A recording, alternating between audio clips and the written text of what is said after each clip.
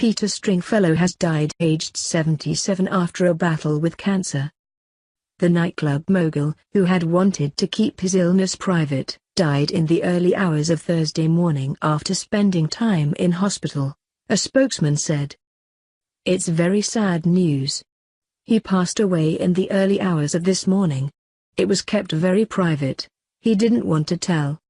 He wanted to keep it a secret," his publicist said. Known as the King of Clubs, Peter will be remembered for his flamboyant style, charismatic personality and for being a magnet for celebrities across the planet, with A-list stars across 6 decades flocking to perform and party at his various clubs around the world. His eponymous London club, on Upper St Martin's Lane, is one of the capital's longest-running nightlife venues after opening in 1980, and will continue to operate as normal. He started his nightclub career in 1962 when he rented St Aidan's Church Hall in Sheffield every Friday night. The following year, in April 1963, the Beatles played at the venue and put his name on the map. From the demand for tickets to his nights began to soar and he had to look for a bigger venue. Later that year he started another club night and a host of other huge names played. As his popularity skyrocketed he went on to open more clubs, including Cinderella in Leeds. In 1980 he opened Stringfellows in Covent Garden in London's West End and went on to create venues in Paris, New York, Miami, Beverly Hills. With its topless girls and exuberant after-hours entertainment, the Stringfellow brand became a byword for debauchery and sexual kicks that echoed of the empire created by late Playboy magnate Hugh Hefner. The mogul said his clubs had hosted A-listers including Prince, Marvin Gaye, Rod Stewart, and Tom Jones. And it was not just celebrities who experienced Stringfellow's hospitality. Professor Stephen Hawking once joined him for dinner at one of the venues.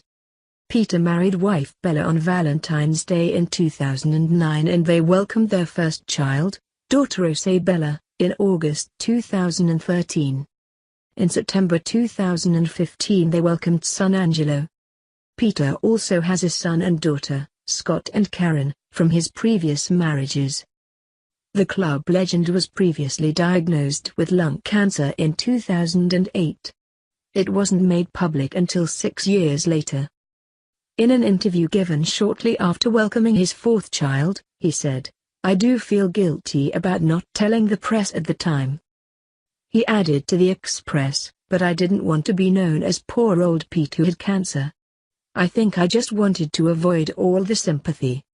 But every year since I have felt more and more guilty because, if I had made it known more widely, there's a chance I might have been able to help other men in a similar position." In what's thought to be his final TV appearance last October, the nightclub mogul spoke to Richard Madeley and Kate Garraway about welcoming a child at 75. Kate asked him, "When is your cut-off point?" But she was stunned when he replied, "Last night."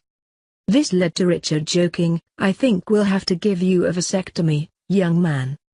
Born in Sheffield in 1940, he was the eldest of 4 boys who were brought up by the women in his family after the men went to war. He served a brief prison sentence in 1962 for selling stolen carpets, a sharp lesson which he said put him on the straight and narrow. In a 2012 article for The Guardian he attributed his entrepreneurial spirit to his feisty mother. He said sex was never a topic of conversation in the house, while his father declined an invitation to visit one of his establishments in his later years.